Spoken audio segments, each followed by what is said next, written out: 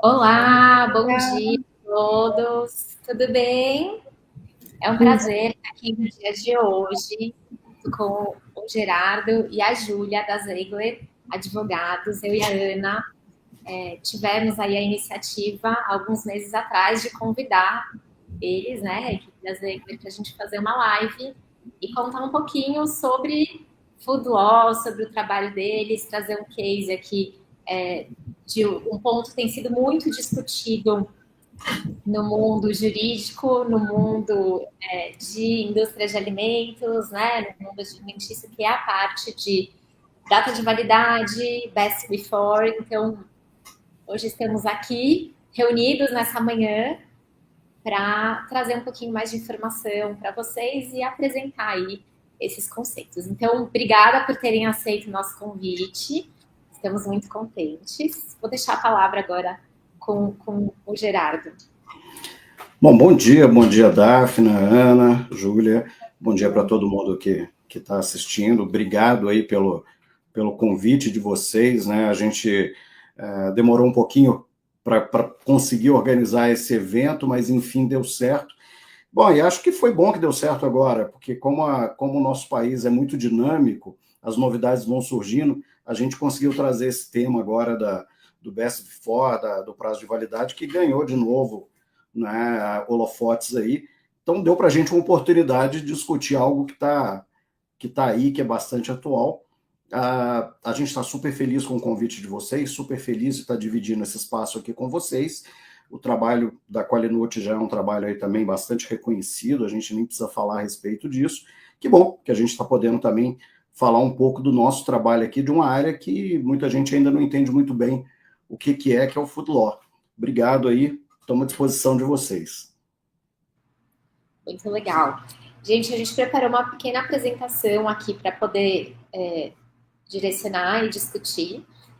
Então, contando um pouquinho, um breve resumo do que é a Qualinute. A Qualinute é uma assessoria que está há 20 anos no mercado.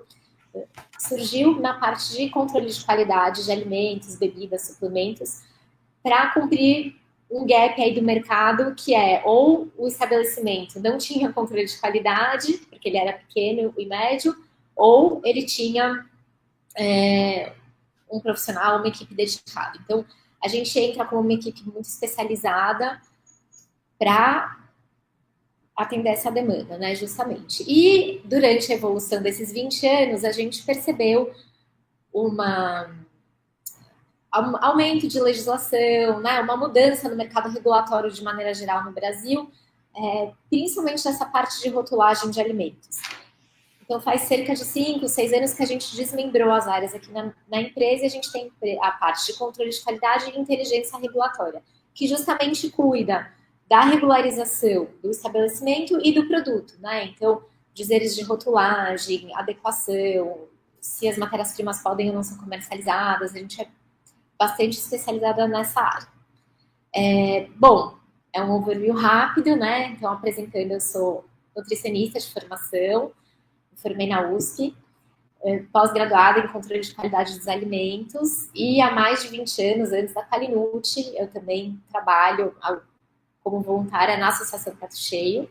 Hoje em dia eu sou presidente do conselho, que é uma associação que justamente trabalha com o controle de desperdício de alimentos, levando alimentos que não têm mais valor comercial, mas que o valor nutricional está mantido, para instituições que estão em vulnerabilidade social.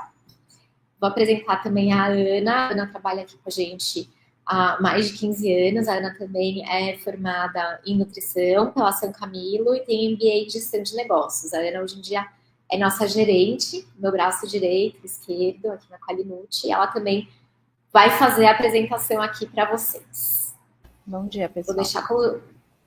Bom dia, vou deixar aqui com o Gerardo e com a Júlia. Obrigado, Daphne.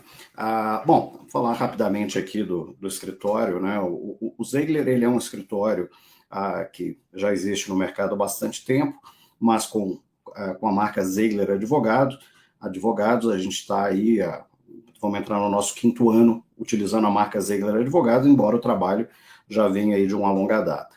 E foi um trabalho desenvolvido não de uma forma intencional, mas de uma maneira bastante orgânica, principalmente com dois focos, com a indústria de saúde e a indústria de alimentos.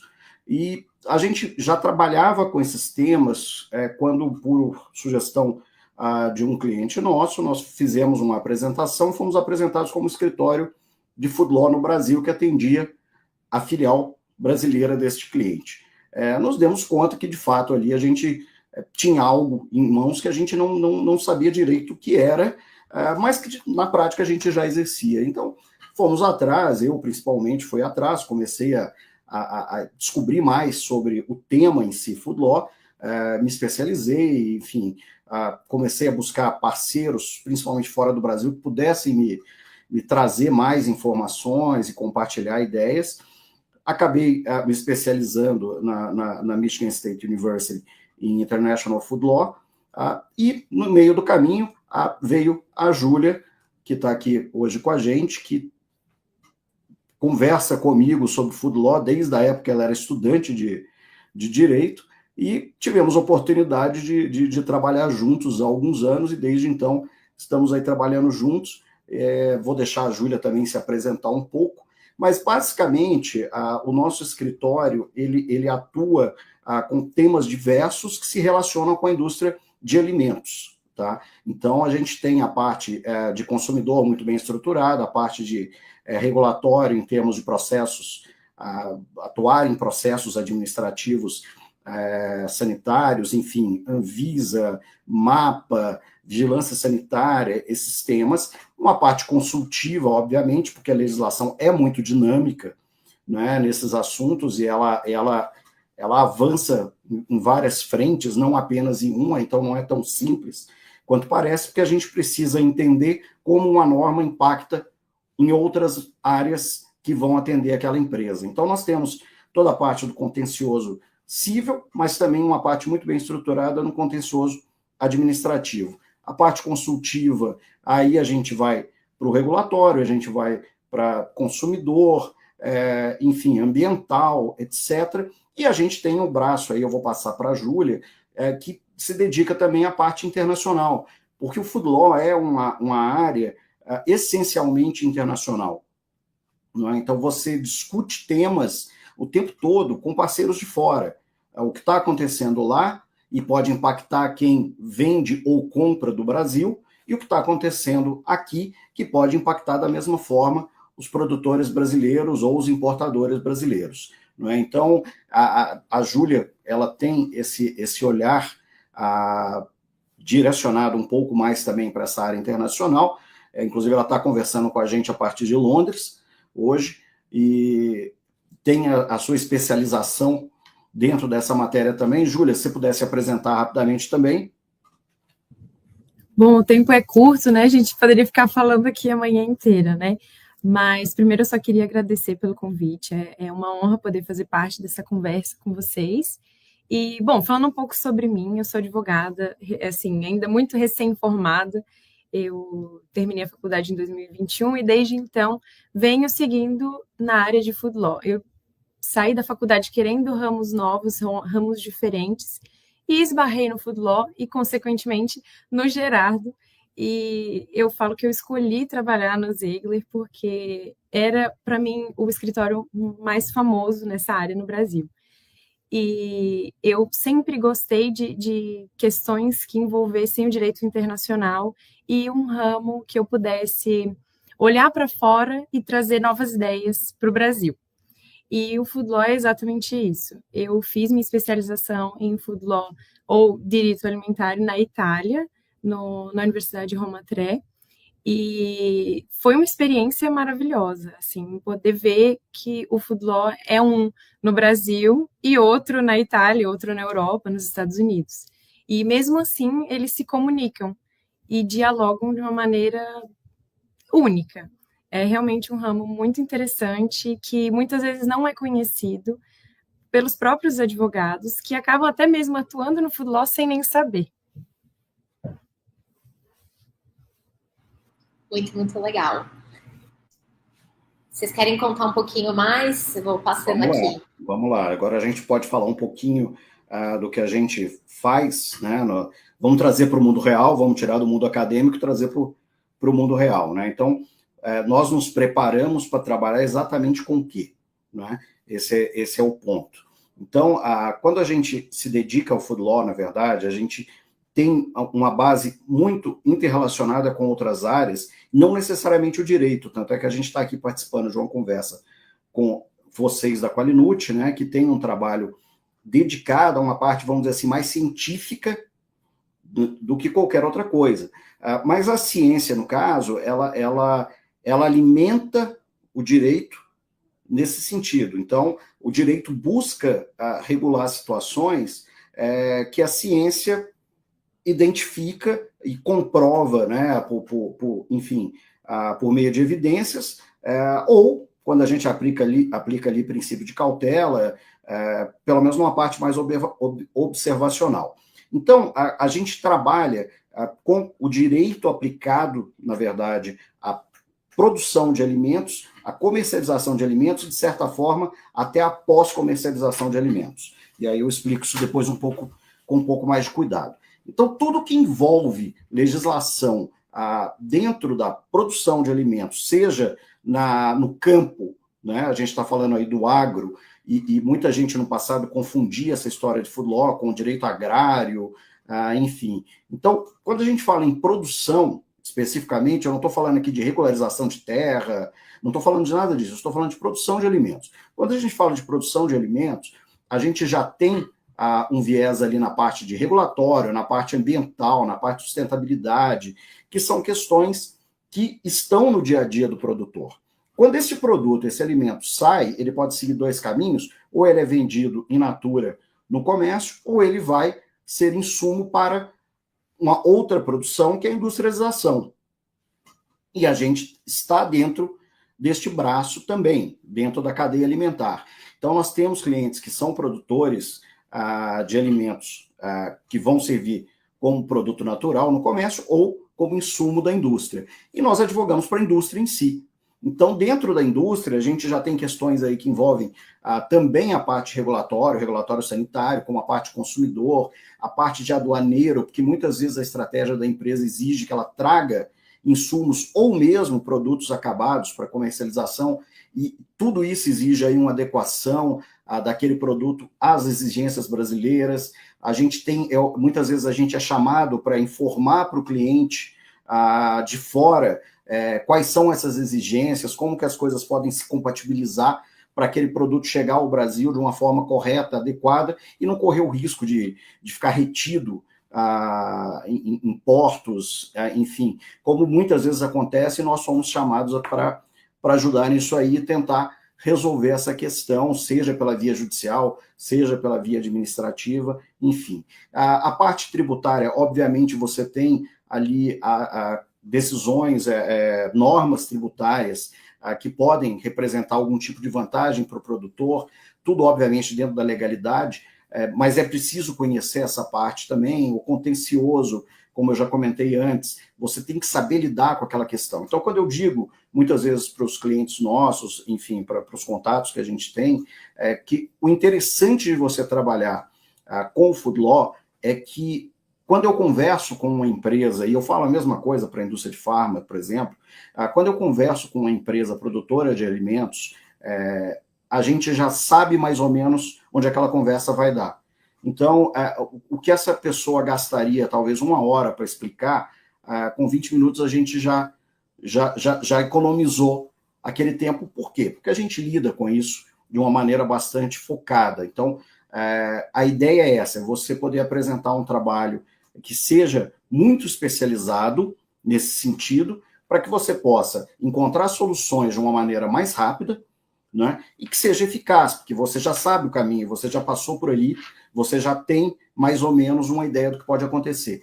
E esse nosso trabalho, como eu falei antes também, como ele é um trabalho interdisciplinar, a gente precisa de nutricionistas, a gente precisa de biólogos, a gente precisa de cientistas, engenheiros alimentares, não é? A gente precisa de tudo isso, muitas vezes até a gente precisa de especialista em marketing, porque a gente também lida com a parte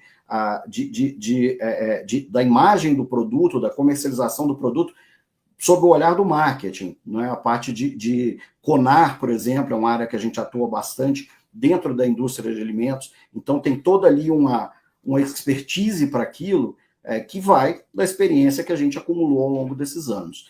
Júlia, quer completar alguma coisa ou passamos para o próximo? Pode passar. Assim, eu acho que só comentar da questão de normas internacionais e normas nacionais, como isso é muito... O food law, ele não, no Brasil, ele não só é regido pelas regras nacionais. Então, não é, a gente não, quando vai lidar com uma questão de food law, a gente, obviamente, vai olhar para as regras da Anvisa, do MAPA, mas a gente também precisa ter um olhar internacional. Então, ver o que está sendo discutido nos outros países e o que a gente pode lidar aqui ou até seguir num caminho, porque às vezes ainda não tem uma regulamentação sobre um assunto específico ou algo novo. Então, o food law, ele é muito, assim, ele tem várias áreas no direito e fora também. Essa é uma característica única mesmo do ramo. Só complementar. Enfim, a gente está falando também aí não só de leis internas, mas tratados internacionais que o Brasil pode ou não incorporar na legislação brasileira, mas que é importante a gente conhecer. Porque muitas decisões a gente usa esses tratados, a gente está falando, por exemplo, do Códex Alimentares, enfim, a gente utiliza, né, essas normas internacionais como fundamento para defender um ou outro ponto, né? Então, tudo isso acontece. E aí tem uma outra parte interessante também, dentro dessa parte de consultoria, do compliance regulatório, e já casando com essa questão da internacionalização da matéria, que a gente muitas vezes trabalha como tradutor mesmo. Você precisa explicar para a matriz, e aí eu tenho certeza também, Daphne, Ana, que vocês passam pela mesma coisa, você tem que explicar muitas vezes o inexplicável para um europeu ou para um norte-americano, porque dentro da realidade dele, embora a gente diga que, olha, tudo que existe no Brasil, de alguma forma, tem um paralelo fora, né? Então, muitas coisas que se adotam no Brasil vem inspiração da União Europeia, da Autoridade Europeia de Alimentos, ou vem inspiração do FDA norte-americano, mas na prática as coisas não acontecem igual. Então você é obrigado, muitas vezes, a explicar isso, né, para uma matriz, sendo um tradutor, mas não um tradutor literal, né? Você vai ser um intérprete, você precisa explicar para ele a realidade do Brasil, que é diferente, não necessariamente pior, mas diferente, né? Então, quando a gente fala aqui nessa parte, é bem isso, tá? Toda a consultoria que a gente faz é em cima das normas, dos regulamentos, das autoridades, né, que regulam aí tanto a parte de alimento industrializado quanto alimento in natura. E essas diferenças são importantes saber qual que é o papel do Ministério da Agricultura, qual que é o papel da Anvisa, né, e como que cada autoridade atua de forma independente, e muitas vezes, dentro de um mesmo assunto, você tem mais de uma autoridade atuando. Então, quando a gente fala, por exemplo, de consumidor, você tem Ministério Público agindo, você tem PROCON agindo, você tem Secretaria de Direito Econômico agindo, todos ao mesmo tempo, em cima de um mesmo assunto, em cima de uma mesma questão. Então, quando isso envolve algo de impacto nacional, como um recall de produto, por exemplo, né, alguma coisa nessa linha, ou alguma medida que envolva preço, seja lá o que for, questão de peso de produto, coisas que têm um impacto nacional, muitas vezes você atrai a atenção de várias autoridades e todas competentes para atuar ao mesmo tempo, o que também muitas vezes gera uma certa confusão, mas é preciso lidar com isso. Então, isso também cai nessa parte dos litígios de defesa e a necessidade de produzir defesas administrativas, recursos dentro da própria autoridade. Em alguns casos, esses recursos precisam chegar até a autoridade máxima naquela estrutura, ou até pós, como hoje acontece no Ministério da Agricultura, que a gente tem a CERDA, né, que é uma comissão de recursos que foi criada e começou a trabalhar no ano passado, está completando um ano de atuação, e é uma comissão criada multidisciplinar até, porque ela envolve partes do Ministério da Agricultura, Ministério da Justiça, representantes da sociedade civil pela Confederação Nacional da Indústria e da Agricultura, e ela tende a unificar algumas interpretações, porque muitas vezes você tem interpretações diversas dentro de um mesmo órgão. Quando a gente citou a questão aduaneira, a gente já teve que lidar com isso. Você tem a interpretação de um fiscal na ponta que diverge de outros 10 fiscais. Só aquele interpreta daquela forma. Então, você tem a carga sendo liberada por 10 fiscais e sendo retida por um único fiscal. E aí, quando você leva essa questão para dentro do órgão, olha, existe uma independência de atuação entre os agentes. Então, a gente precisa, muitas vezes, unificar ou tentar justificar, né, que essa divergência não é salutar, ela gera insegurança. Essa é uma questão que muitas vezes nos aparece também. Bom, comércio internacional e aduaneiro, eu já falei aqui a respeito disso. Sustentabilidade e ESG no setor de alimentos é algo que, vamos dizer assim, não é novo propriamente, mas ganhou muita força nos últimos anos. Tá? Então, a gente não está falando de algo novo, a gente está falando de algo que já vem acontecendo. O Brasil é líder na produção e exportação de vários produtos agrícolas. Então, a gente está falando de proteína animal, a gente está falando de soja, a gente está falando de café, alguns grãos, enfim. O Brasil hoje é, sim, uma potência mundial quando a gente fala em produção de alimentos. Também o Brasil tem uma importância muito grande na comercialização de alimentos industriais. Não se fala tanto isso, mas a gente tem um papel importante nisso também. E com a demanda crescente de alimentos pelo mundo, ou seja, a gente está falando aí de bilhões de pessoas, eu não vou me arriscar a chutar o número hoje, porque eu já nem sei mais, mas a gente está falando de bilhões de pessoas em países que, mesmo países ricos, países que têm condição de ter alimentos, eles não produzem o próprio alimento. Então, eles precisam recorrer ao abastecimento internacional de algumas coisas. Tá? Então, o Brasil exporta carne para países que produzem carne. O Brasil exporta hoje para os Estados Unidos. Os Estados Unidos é um grande produtor de carne, mas o Brasil exporta. E aí você tem, obviamente, questões econômicas, vantagem ou desvantagem, que levam um país a comprar o produto brasileiro. Só que, com a questão de sustentabilidade, ESG, ganhando força, o consumidor desses países é cada vez mais exigente.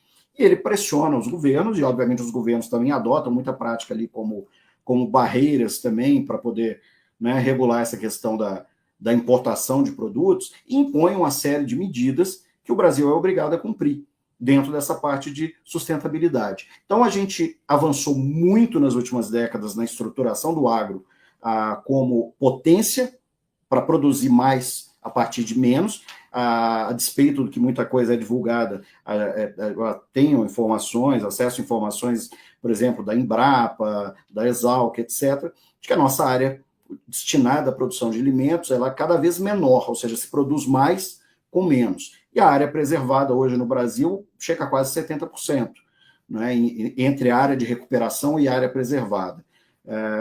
Só que agora o próximo passo, que o Brasil já vem adotando também, é garantir, isso hoje é uma exigência já na Europa, embora eles tenham adiado a vigência disso, mas garantir que, por exemplo, produtos não venham de áreas de desflorestamento, enfim, deforestation. Desmatamento. Desmatamento, obrigado, desculpa aí pelo equívoco aqui. Então, essas áreas de desmatamento, como que você vai fazer isso? Tem toda uma questão de rastreabilidade, de certificação, que envolve isso aí. Tá? Então, por favor, o próximo. E a parte de consumidor e publicidade de alimentos, que eu mencionei também, é uma parte que a gente atua bastante, porque o direito do consumidor, a gente no Brasil costuma dizer que tem lei que pega e lei que não pega. Né? O Código de Defesa do Consumidor, que existe aí desde os anos 90, ele é uma lei que pegou muito forte no Brasil.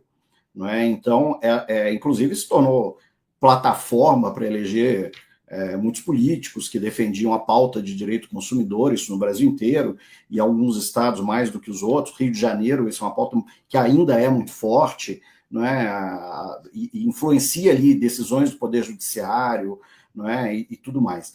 Então, a gente tem a questão de consumidor, que é um assunto muito sério no Brasil, é tratado de uma forma muito séria. A gente tem todo esse desdobramento que eu mencionei antes, com PROCONs municipais, estaduais, dentro da Secretaria de Direito Econômico, o Ministério Público, que atua também dentro da parte de consumidor, E você tem tudo isso atuando ao mesmo tempo, e o próprio consumidor que passa a ser um fiscal. Então, o próprio consumidor, ele é um grande fiscal hoje, levando questões para essas autoridades, e isso dispara uma série de providências que as empresas têm que estar atentas a elas. Né? Então, quando a gente fala aí na questão de rotulagem de alimentos, por exemplo, né, do ponto de vista legal, sem entrar na questão técnica aqui, que é da Daphne e da Ana, mas do ponto de vista legal, você tem uma série de exigências, e essas exigências vão mudando. Recentemente houve uma mudança, né, nas exigências para rotulagem de alimentos. Então, o que precisa, o que não precisa, a dimensão do rótulo no produto, tudo isso é um desafio. E aí, a parte da Júlia também, e que eu vou passar para ela completar isso aqui, quando você precisa muitas vezes explicar isso também para o parceiro de fora, é um desafio, também é um desafio. Né? Então, a Júlia me lembrou, a gente conversando antes a respeito daqui, ela me lembrou de um caso que a gente teve no escritório, foi uma consulta de fora, de uma tentativa de uma empresa de uniformizar a rotulagem em vários países, focando a venda em zonas livres ali, ou seja, duty free, em aeroportos, etc., acreditando que dava para fazer um rótulo único que atendesse a todas as exigências, né? Então, Júlia, se você quiser contar um pouquinho rápido essa história aí também, só para ilustrar um pouco do que a gente faz. Ótimo. Daphne, acho que pode passar. Tem uma foto de uma latinha aí só para a gente poder ver direitinho. Mas é justamente isso que o Gerardo falou. O cliente chegou com a ideia de criar uma latinha para que pudesse colocar no mercado só nas lojas duty free, nos aeroportos, e que seguisse uma regra, digamos, internacional. Não sei bem que regra que seria, mas seria uma regra internacional, e para facilitar a venda desses produtos. De cara, a gente já viu que teriam várias barreiras, e isso mostra muito do que é o Food Law. Então, por mais que tenham várias áreas, a gente consegue fazer a comunicação de várias áreas em um só problema. Então, essa questão de você inserir uma latinha com um rótulo internacional, então provavelmente não estaria em português, não estaria com as regras da Anvisa, isso esbarra no direito regulatório, no tributário e principalmente no consumidor, porque vai ser o principal afetado nessa situação.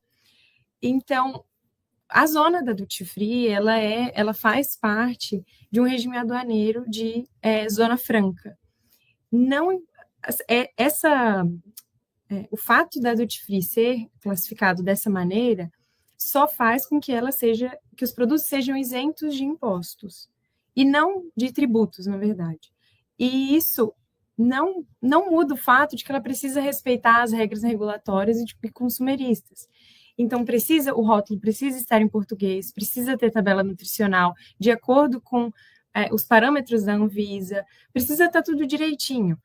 Ainda mais, assim, pensando num cenário real, se essa latinha fosse colocada numa loja de duty free e, digamos, fosse vendido num aeroporto no Brasil e comprado por um brasileiro, compra essa latinha e quando ele sai daquela zona, que aparentemente isenta de questões regulatórias, se esse consumidor consumir esse produto, passar mal, não sei, acontecer algum evento, com o que ele pode ser resguardado, com quem ele vai entrar em contato, como que ele vai fazer para devolver aquela latinha, não sei. Isso é um problema gigantesco para o consumidor e também, sem dizer os problemas para a empresa, que também pode ser alvo de diversas infrações, enfim, e sanções, penalidades. Mas é um caso que a gente pegou no escritório que foi muito interessante, porque era um cliente de fora que queria fazer isso aqui no Brasil, e de cara a gente já teve que parar e identificar que seria um problema muito grande. Daphne, pode passar, por favor? E aqui, justamente, por mais que nós tenhamos regras internacionais, nem sempre a gente vai poder aplicar uma regra internacional e colocar no mercado, porque cada país tem a sua especificidade, né? Então, assim, cada país tem a sua especificidade. E isso eu consegui ver muito no meu curso na Itália e perceber que, dependendo da questão geográfica, cultural, política de um país, eles vão lidar de forma diferente e vão até observar a área de food law de maneira diferente. Então, o food law ele tem muito peso na União Europeia. Assim, é uma área muito conhecida. Até quando elas me perguntavam que curso você está fazendo, eu estou fazendo food law, estou fazendo direito alimentar na Europa. Então, os advogados europeus sabiam do que eu estava falando. E muitas vezes no Brasil ficavam se confundindo, pensando que era alguma coisa voltada para a área de família, enfim. E é muito interessante porque eles dão muita atenção para o food law. E lá, principalmente na Itália, obviamente, porque eu fiz o curso lá, eles são muito preocupados com a questão de qualidade do alimento. No Brasil, a gente ainda está muito nessa fase de segurança, além de segurança do alimento ser seguro, de ter maior distribuição de alimentos na população. E na Itália, eles têm uma preocupação gigantesca, porque eles têm uma reputação, o alimento italiano, o Made in Italy, ele tem uma reputação.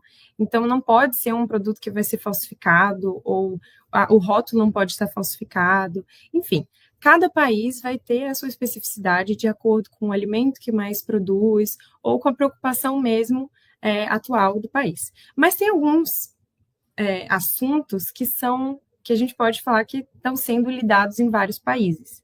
E aqui eu vou citar só alguns, óbvio que a gente poderia fazer ter muitas e muitas conversas sobre cada um desses assuntos, né?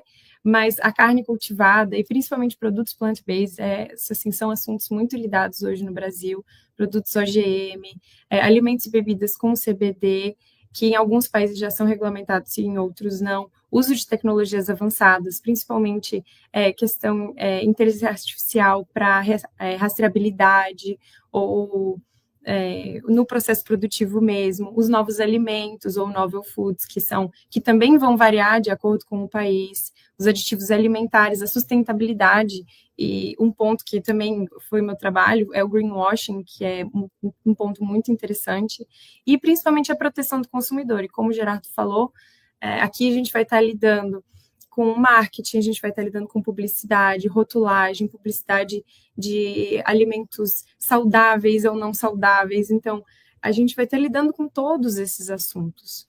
E de forma internacional. Então, o que pode ser decidido na Europa pode refletir no nosso pensamento aqui, ou não, né? Ou de forma positiva ou negativa.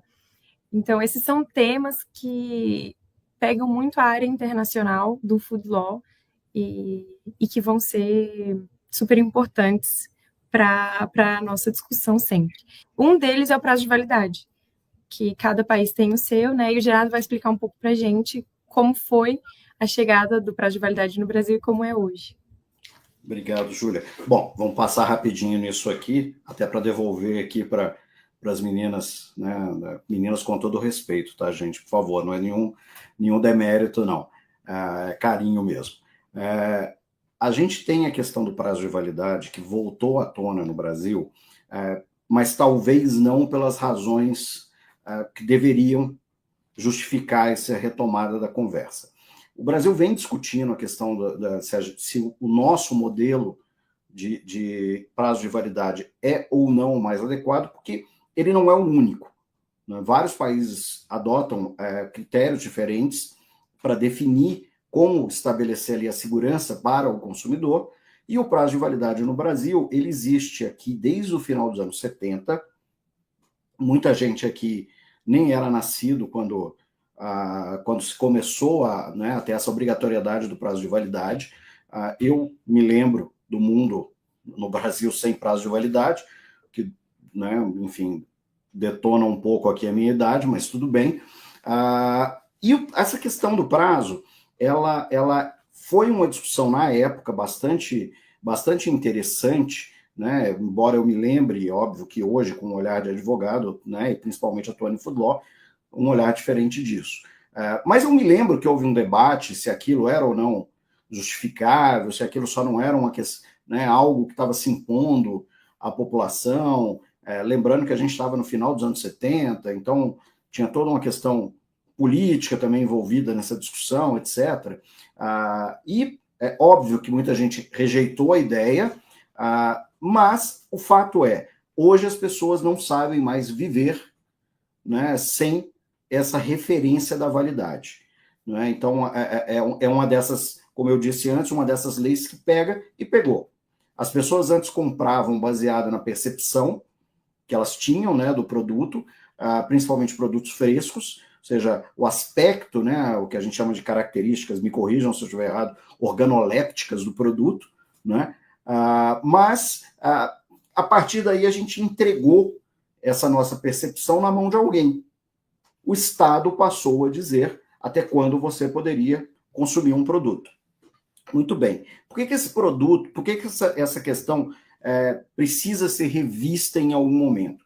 Porque é um caminho natural, é um processo natural de evolução de qualquer sociedade, você aplicar o aprimoramento das normas, né, diante do caso concreto. Então, ou seja, a gente teve no Brasil, uns anos atrás, e foi basicamente quando eu comecei a estudar um pouco mais, com um pouco mais de profundidade o Food Law, a gente teve a revisão de uma lei que existia desde os anos 50, que impedia a comercialização de queijo né, produzido por um determinado processo entre estados. Então você tinha uma barreira sanitária que eu, como mineiro, morando em São Paulo, era impedido de consumir o meu queijo canastra. E confesso o meu crime, muitas vezes eu atravessei as divisas com queijo escondido na mala. Tá? Confesso o meu crime porque eu sou mineiro. Então, mas isso era um completo contrassenso, não fazia sentido. E a partir de um episódio que aconteceu numa edição do Rock em Rio, do festival, houve uma apreensão enorme de produtos que estava num restaurante montado dentro da estrutura de uma chefe conhecida no Brasil. Iniciou-se uma rediscussão do tema. A gente precisa dessa lei? Essa lei ainda faz sentido? E descobriu-se que não. Então a gente mudou a estrutura legal do Brasil para produtos feitos dessa maneira, e aí a gente começou a rediscutir até os incentivos para isso, e destravou uma série de coisas. Então o prazo de validade talvez esteja dentro dessas questões que a gente precisa rever de tempos em tempos. Por quê? Ele dá segurança para o consumidor? Ok. Mas, de alguma maneira, ele contribui para o desperdício de alimentos? Também. Não é? Então, a gente precisa colocar na balança, e aí eu vou deixar essa bomba para o time da Qualinut dizer, né, o que vale mais a pena, né, a gente proteger nesse caso, principalmente pelo trabalho que vocês têm dentro da questão do prato cheio, né, ou seja, vocês vivem essas duas questões. Porque se você é obrigado a descartar produtos com prazo de validade vencido, e muitas vezes esses produtos eram ou são descartados próximo até ao prazo de validade, nem chega até o prazo de validade, só por estar próximo, aquele produto já é retirado da prateleira e é descartado, porque os supermercados, obviamente, têm medo de, em uma fiscalização, isso gerar algum problema. Talvez seja a hora de você rediscutir se não há uma forma melhor, até aproveitando a experiência internacional. Então, hoje, o que a gente tem de legislação é aplicada até com base no que o Código do Consumidor exige, né, que é o direito à informação plena do consumidor. O consumidor tem o direito de comprar sabendo exatamente o que ele está consumindo. A questão da segurança, que é um princípio básico quando a gente fala aqui em produção de alimentos, não é? Mas, por outro lado, você tem aí, hoje, um número bastante considerável de alimentos desperdiçados. Né? Recentemente foi revista essa regra para produtos in natura, né, que são comercializados em supermercados. E a questão é, a gente amplia essa discussão? Qual o melhor critério? E aí tem a questão do best before, que existe em outros países, né? E isso valeria no Brasil? Isso seria viável no Brasil? A gente venceria barreiras culturais que já estão bastante enraizadas, né, pelo tempo que estão sendo aplicadas? Obviamente são perguntas que a gente só, no nosso caso, a gente pode opinar, mas que cabe aos legisladores decidirem qual o caminho que o Brasil vai seguir nisso. Júlia, você quer falar rapidamente? O próximo slide, por favor. Vou passar o próximo slide para a Júlia comentar um pouquinho como funciona internacionalmente. Isso. Ótimo. Então, eu fiz uma pesquisa mais para entender como que os países estavam adotando essa questão de prazo de validade, se eles usavam mais o use by ou mais o best before. E o que eu cheguei à conclusão foi que a maioria dos países adotam os dois, não numa mesma embalagem. Então, não, assim, dificilmente você vai encontrar, os dois juntos. Então, não vai ter duas datas diferentes, mas sim, países como Canadá, Inglaterra, né, o Reino Unido no geral, né, México, Japão, esses outros, eles adotam os dois. Então, em produtos não perecíveis, como massas, arroz, condimentos, eles vão usar o best before. E para produtos perecíveis, eles, como proteínas de origem animal ou origem vegetal, eles vão usar o use by. Então, é mais ou menos isso, assim, produtos in natura, eles vão usar o use by, então, mas para garantir a segurança daquele alimento. Mas o Brasil, a Argentina e o Chile só usam o prazo de validade, que seria o use by. Então, não sei se seria a hora de uma mudança, e isso eu deixo mais para a Daphne, para a Ana, para mostrarem como funcionaria isso na prática. Legal, muito bom. Vou passar para a Ana aqui contar um pouquinho, né? Acho que muito obrigada, Gerardo, muito obrigada, Júlia, pela explicação. Acho que a maior pergunta foi o que é food law, que realmente era, quando a gente anunciou a live e começou a comentar, todo mundo, nossa, mas o que é isso? Eu nunca ouvi falar, e o Gerardo explicou super bem, ficou bem claro, e bem, a gente sente muito do que vocês falaram do outro lado, né? Então, todas as dores dos clientes, do processo aduaneiro, ou de querer trazer um produto para o Brasil, ou o case que vocês trouxeram sobre essa junção das normas para fazer uma única norma internacional, no caso do Duty Free, a gente vê bastante, recebemos consultas muito similares, só que sempre na parte técnica, né? Então, ficou bem claro aí como as áreas se complementam. E agora, nesse levantamento que vocês trouxeram, né, sobre o Best Before, a gente quis realmente trazer um caso prático de como food law e controle de qualidade, inteligência regulatória dos alimentos se complementavam. Vocês levantaram a bola da parte jurídica, eu vou deixar agora para a Ana cortar, contando um pouquinho da parte prática do que a gente sente, do que a gente vê das possibilidades. Ana, vou passar para você. Ops. Desculpa. Bom, imagina. Então, assim, acho que super interessante mesmo, porque às vezes, quando alguém deve ter feito uma relação, o que a parte jurídica, né, o food law está envolvido com alimentos, talvez pensou, só preciso fazer uma defesa para vigilância, ou preciso, né, dar uma resposta para um cliente aqui, quando, na verdade, o jurídico está por trás de muitos desses conceitos técnicos também. Então, assim, só retomando, né, o prazo de validade, ele é o tempo no qual um alimento está próprio para consumo.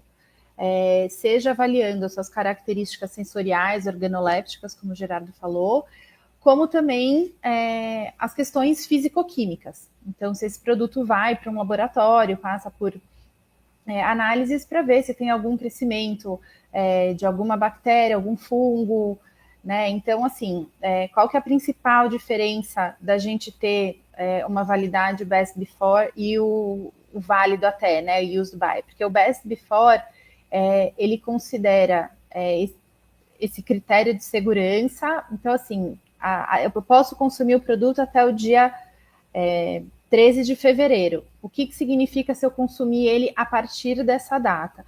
Ele vai estar seguro, então as características microbiológicas e físico-químicas vão estar dentro dos padrões necessários, mas pode ser que as características organolépticas deles tenham tido alguma alteração. Então uma torrada pode ser que já não vai estar mais tão crocante, ou o produto vai sofrer alguma alteração de coloração por conta da embalagem, de alguma oxidação ali que pode acontecer, e aí vai caber a cada um tomar a decisão se quer ou não consumir o produto com essa alteração.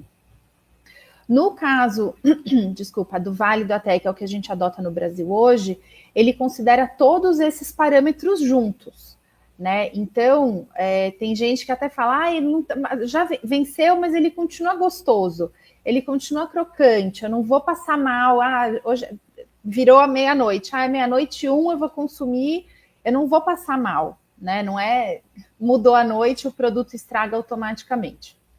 Então, acho que é importante colocar essa teoria desses dois conceitos para explicar o porquê da discussão. Então, é importante trazer isso, sim. A discussão chegou no Brasil recentemente, mais por questões financeiras, né, do que, de fato, óbvio, o desperdício de alimento ele é super importante, é uma discussão muito presente no nosso dia a dia, tanto como indústria como sociedade, mas talvez ele tenha vindo aí pelo caminho errado, obviamente vai esbarrar nisso, né?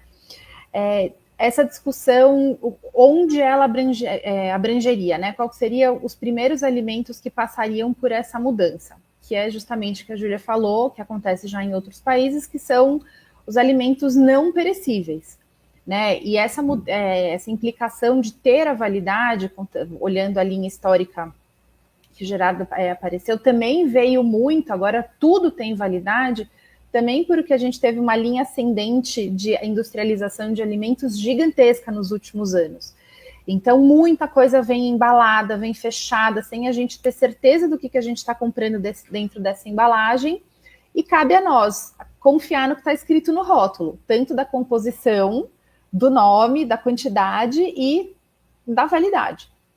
Né? Então, no Brasil, isso é muito presente. Então, a discussão passaria de ter essa mudança para alimentos não perecíveis, e que justamente são os alimentos que são produzidos em maior escala e que, eventualmente, podem ser doados toda vez que tem alguma campanha, são alimentos não perecíveis que entram nessa doação, e que a gente não sabe o que acontece ali dentro antes da validade, né? Qual que é a alteração. Não sei se todo mundo sabe, mas muitos mercados no Brasil já adotam os vencidinhos, né? Um termo aí que é comum, mas tem uma prateleira ou uma geladeira separada com produtos que estão próximo da validade e que daí, por estar próximos da validade, eles têm um preço mais reduzido, justamente para fazer isso rodar e a própria indústria, o mercado e a indústria de alimentos e a sociedade de maneira geral não desperdiçar esses produtos, porém eles não podem ser vendidos vencidos. Isso realmente é proibido e é crime em todas as esferas aí. Muitos mercados na Europa, inclusive, são mercados que vendem produtos vencidinhos, né, que estão ali muito próximos da validade, e hoje no Brasil já surgiram aplicativos que fazem uma rapa em mercados e padarias, enfim, para justamente favorecer o não desperdício, né? Garantir que isso vai chegar e ser consumido. Mas que, na parte prática, alimentos perecíveis, né? Então, de origem animal, vegetal, lácteos, enfim, continuariam com o Vale do Até. Pode passar, Dá. Outro ponto que é importante a gente colocar nessa mudança é que sim haveria uma redução de desperdício. Então a Abras, que trouxe essa discussão aí recentemente, estima que essa redução poderia chegar em até 3 bilhões. E hoje é importante falar que tanto na indústria quanto nos mercados, restaurantes de forma geral, a gente tem um desperdício de alimentos de 30%. Então, assim, teria essa redução financeira que, obviamente, beneficiaria todo mundo, né? O que a gente mais quer é ganhar dinheiro, mas se a gente não ganha fácil, pelo menos que a gente gaste menos. E, obviamente, reduzir esse desperdício. Como ele vai ser reduzido?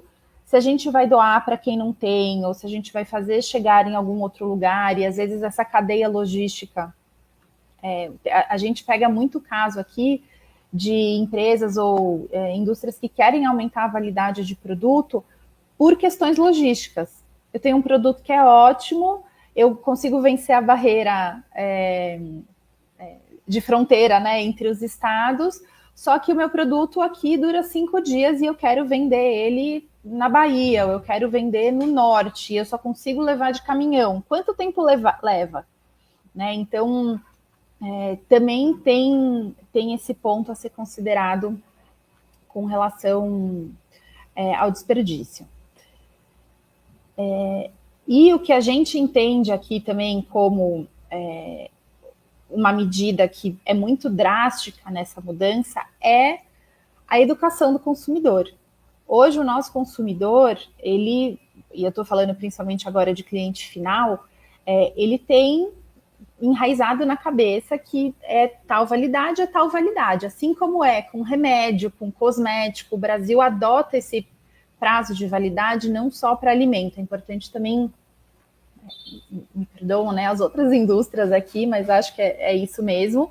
Remédio, cosméticos e outras áreas aí de coisas que têm validade, que tem, inclusive, para quem não sabe, mamadeira, chupeta, coisas relacionadas à criança, precisam ter esse prazo de validade como uma segurança de consumo.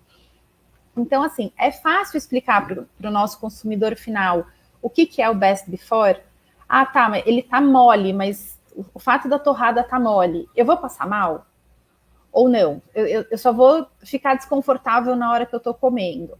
Ou, tá bom, eu vou assumir que vou comer mole, ele tá seguro microbiologicamente, mas quando ele deixa de estar seguro?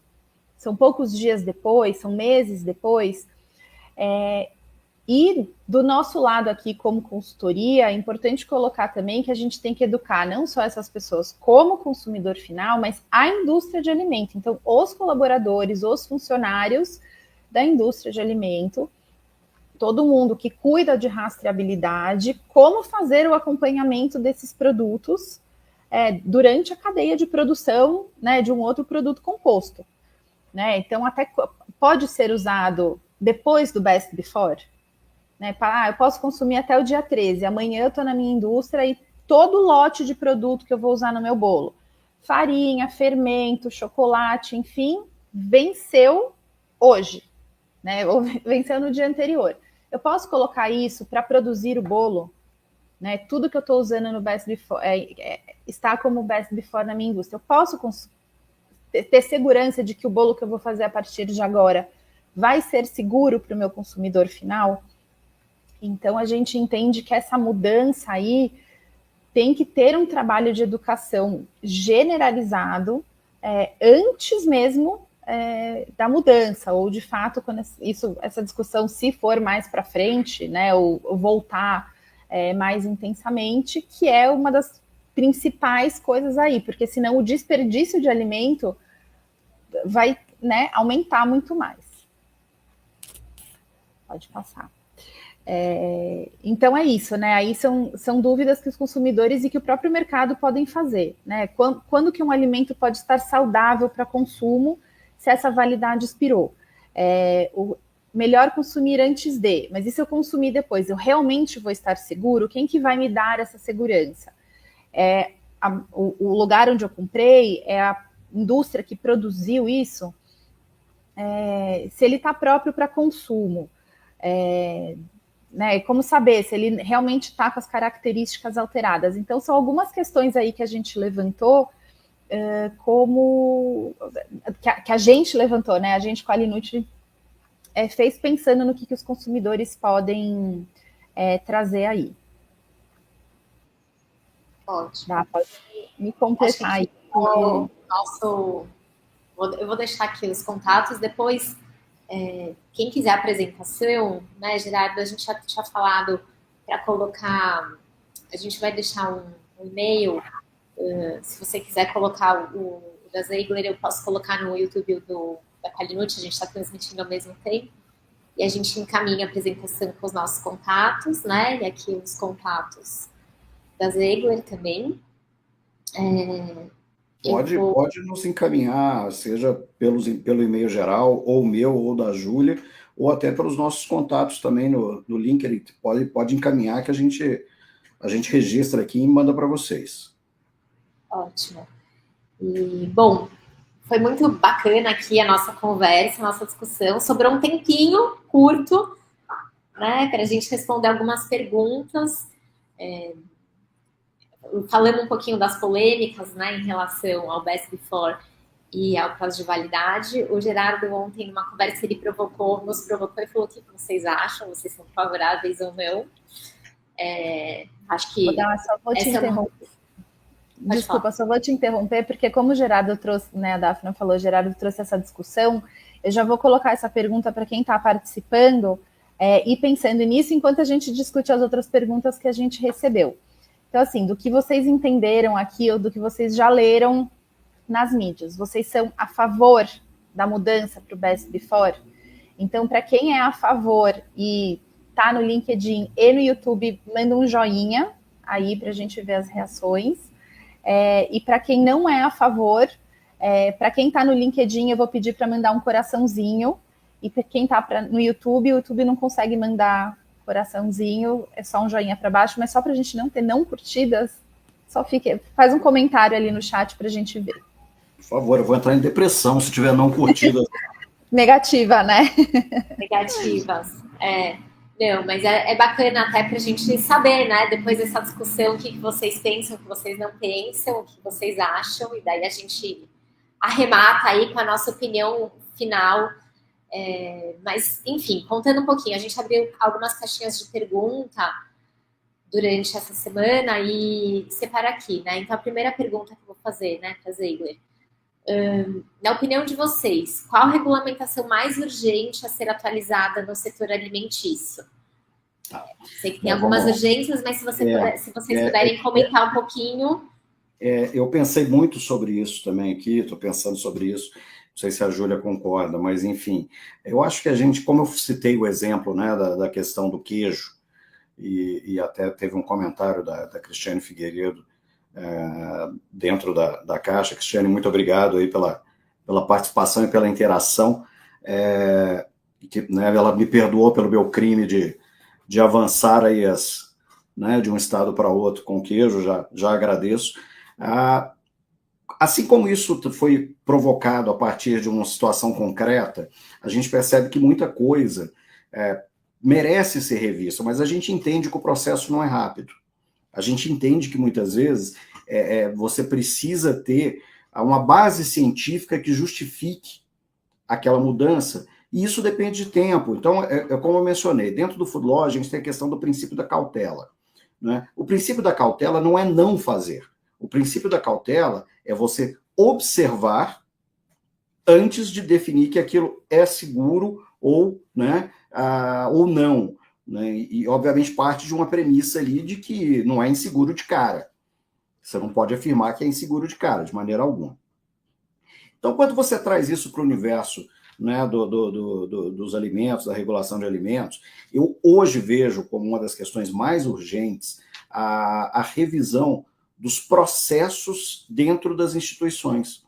Eu acho que tanto no Ministério da Agricultura, quanto na Anvisa, e aí eu me refiro tanto à parte de registro, quanto à parte aí trazendo para o lado da advocacia, como é difícil você advogar muitas vezes perante esses órgãos. Tá? O advogado não é muitas vezes bem recebido dentro desse processo, né? Então, eu acho que isso é algo que tem que ser mudado. A gente já teve a oportunidade de conversar algumas vezes via OAB, a representação da OAB em Brasília, nós fizemos contato, por exemplo, com a Anvisa, para rediscutir questões práticas, questões objetivas mesmo, de como que a gente consegue atuar no processo, colocando uma simples procuração, né, dentro da ferramenta que eles disponibilizam para acompanhamento de processo, peticionamento, etc., como muitas vezes isso é difícil, como é criado dificuldades onde você não precisaria daquilo. E as respostas muitas vezes vêm de uma forma vaga. Então, eu entendo que isso precisa ser aprimorado. Neste momento, está acontecendo uma consulta pública da Anvisa para revisão dos processos administrativos.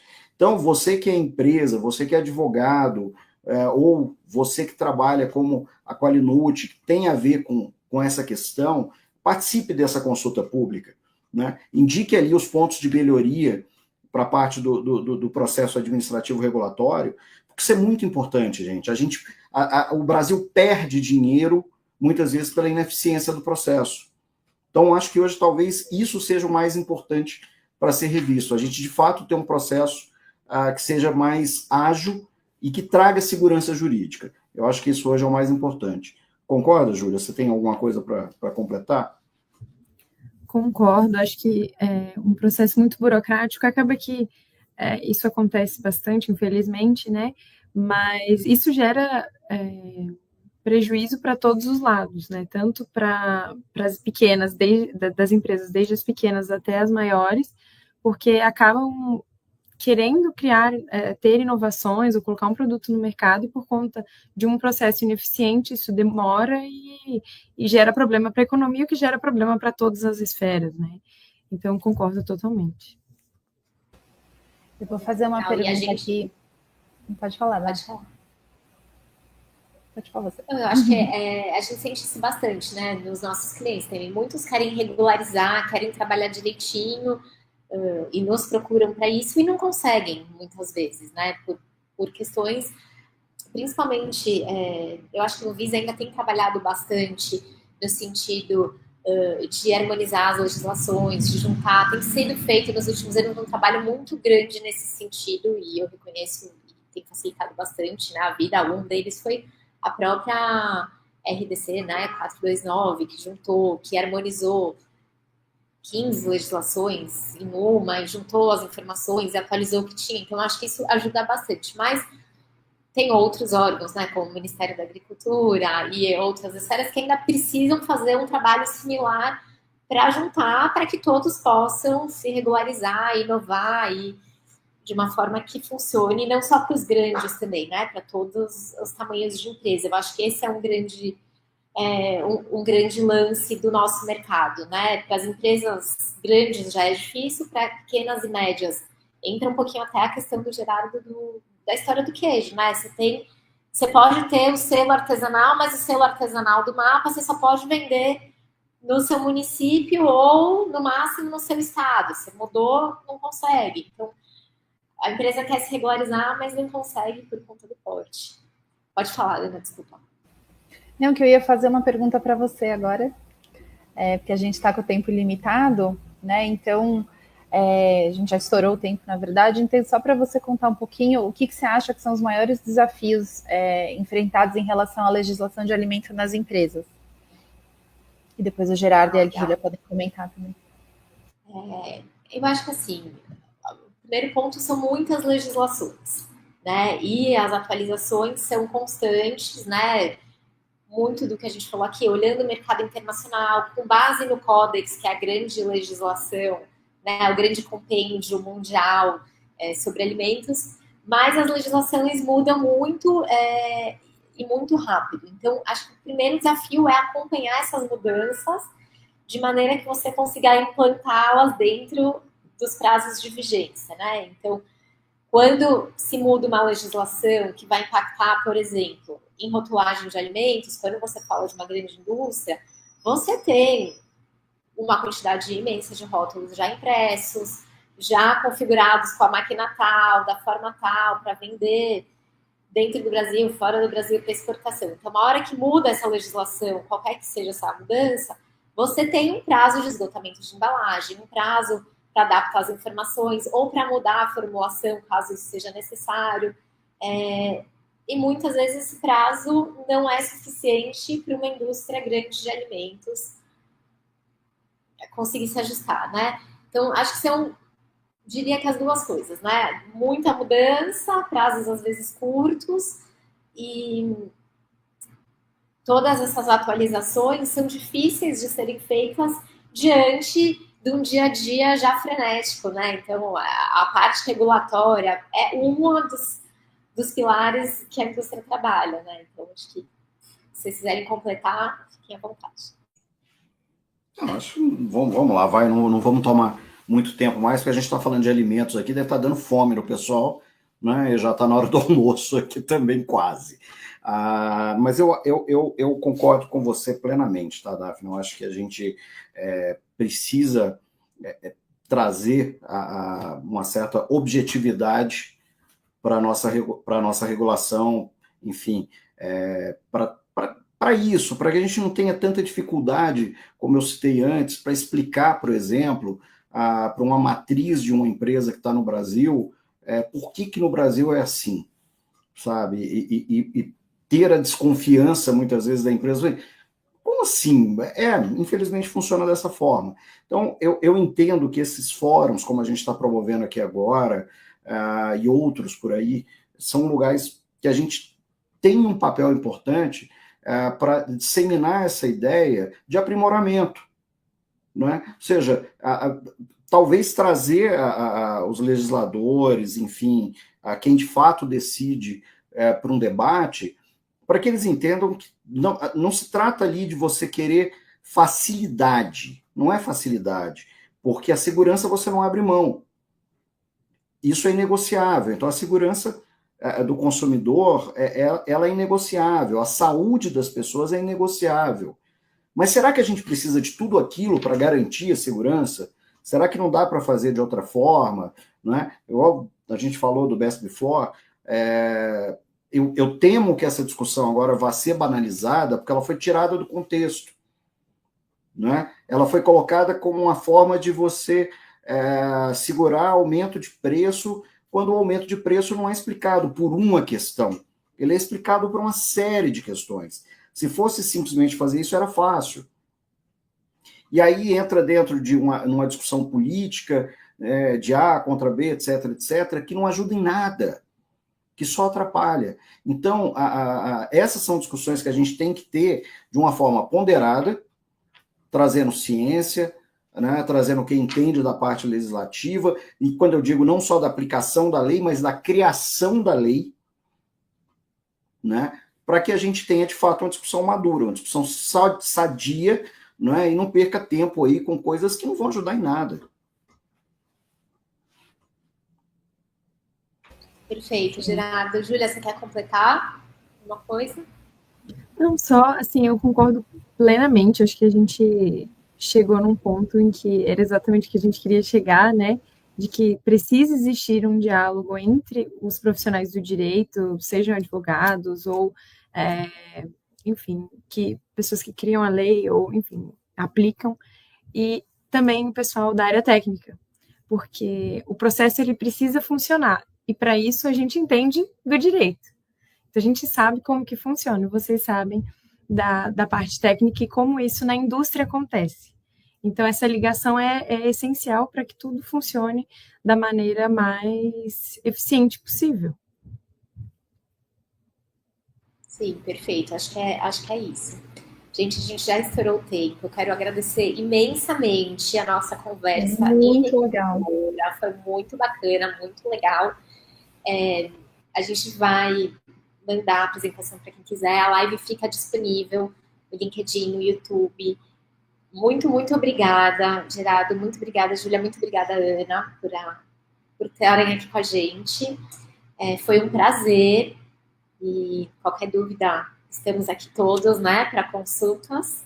Exatamente. Se alguém tiver alguma dúvida depois, pode mandar para a gente em todos os canais de comunicação aí, de redes sociais, que a gente entra em contato. Querem deixar a última mensagem? Bom, na verdade, agradecer vocês pelo convite, pela oportunidade. Eu quero fazer um convite agora para um próximo evento, a gente já começar a pensar um tema para uma próxima discussão, e aí quem estiver participando, se quiser, né, sugerir alguma coisa, a gente se dispõe a avaliar aí e poder apresentar também. Agradecer demais, eu acho que isso é que ajuda a gente a tornar esse ambiente de trabalho leve, né, e mostrar para as pessoas que as coisas não são bicho de 7 cabeças, que dá para resolver e principalmente mostrar a importância de trabalhar em conjunto. Só agradecer por último, agradecer muito a oportunidade, foi muito legal, achei bem bacana, e assim como o Gerardo, espero que a gente possa fazer outros encontros discutindo outros 1000 assuntos que surgiram até nessa live. Muito legal, gente. Obrigada, então. Vou encerrar aqui a transmissão. Um ótimo final de semana.